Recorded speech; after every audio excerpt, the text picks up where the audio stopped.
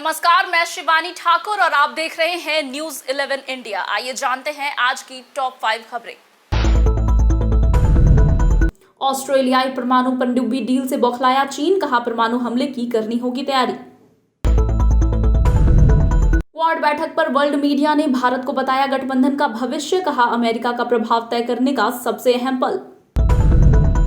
तालिबान के खिलाफ खड़ा होगा राजनीतिक विकल्प, करजई अब्दुल्ला, अहमद मसूद और सालेह संपर्क में। योगी सरकार ने छात्रवृत्ति का बदला नियम, जानिए पैसे लेने के लिए क्या क्या करना होगा।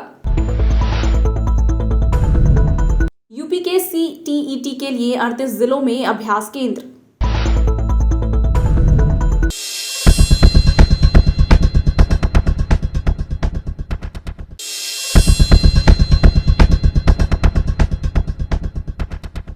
हिंदी प्रशांत क्षेत्र में चीन की आक्रामक नीति को चुनौती देने के लिए अमेरिका, ब्रिटेन और ऑस्ट्रेलिया के बीच परमाणु पनडुब्बियों को लेकर एक समझौता हुआ। इसे AUKUS डील कहा जा रहा है।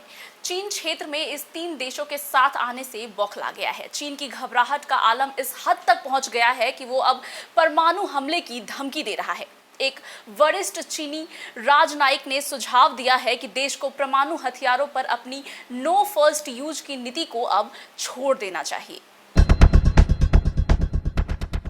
दुनिया भर में क्वाड बैठक को लेकर सरगर्मियां तेज हो गई हैं। 2007 में पहली बार अनाधिकारिक तौर पर अस्तित्व में आने के बाद ये पहला मौका है जब इस गठबंधन का हिस्सा रहे चारों देश भारत, अमेरिका, ऑस्ट्रेलिया और जापान के राष्ट्राध्यक्षों के एक साथ आमने सामने मुलाकात होगी। इससे पहले भी ये नेता अलग अलग या वर्चुअल तौर पर क्वाड से जुड़ी बैठकों में शामिल हुए हैं, लेकिन इस बार अमेरिकी राष्ट्रपति जो बाइडेन की तरफ से बुलाई गई क्वाड बैठक की अहमियत काफी बढ़ गई है।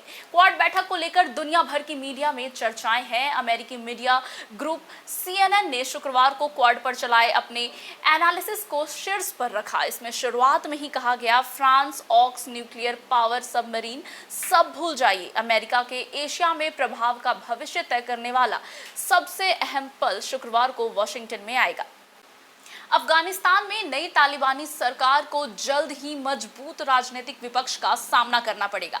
सूत्रों से एक्सक्लूसिव जानकारी मिली है जिसमें बताया जा रहा है कि पूर्व राष्ट्रपति हामिद करजई, डॉक्टर अब्दुल्ला, रेजिस्ट्रेंट फोर्स के नेता अहमद मसूद और पूर्व उपराष्ट्रपति अमरुल्लाह इस संबंध में आपस में संपर्क में हैं। सूत्रों के मुताबिक गनी सरकार के दौरान करीब 70 देशों में तैनात सभी अफगानी राजदूत भी इस बातचीत में शामिल हैं और जल्दी ही तालिबान के खिलाफ एक मजबूत राजनीतिक विकल्प खड़ा हो सकता है। सूत्रों से निर्वासित सरकार के गठन की संभावनाओं से भी इनकार नहीं किया।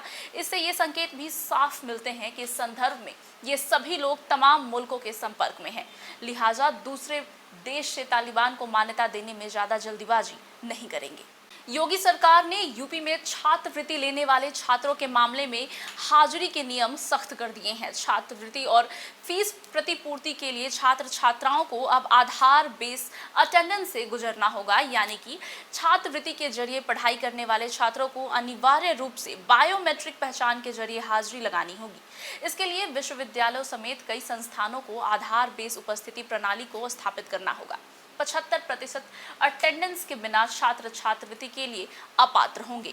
नए नियम के मुताबिक संस्था को आधार बेस हाजिरी को हर माह प्रमाणित करते हुए छात्रवृत्ति पोर्टल पर अपलोड करना होगा।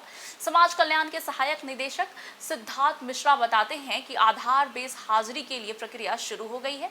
SSC/ST नियमावली में इसे शामिल भी किया गया है।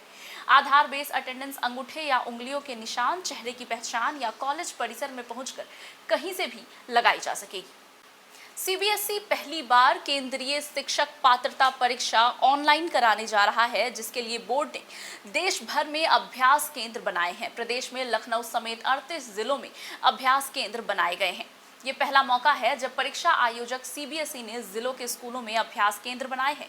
इसकी वजह से ये है कि परीक्षा ऑनलाइन होने की वजह से किसी भी अभ्यर्थी की परीक्षा ना छूटे। परीक्षा के लिए आवेदन प्रक्रिया शुरू हो गई है। परीक्षा दिसंबर में हो सकती है। 30 लाख अभ्यर्थियों के शामिल होने की उम्मीद लगाई जा रही है। अभ्यास केंद्र में अभ्यर्थियों को प्रश्न पत्र हल करने के साथ ही मॉक टेस्ट देने का भी मौका मिलेगा। न्यूज 11 इंडिया के इस बुलेटिन में मेरे साथ फिलहाल इतना ही। आगे के अपडेट्स के लिए देखते रहिए न्यूज 11 इंडिया।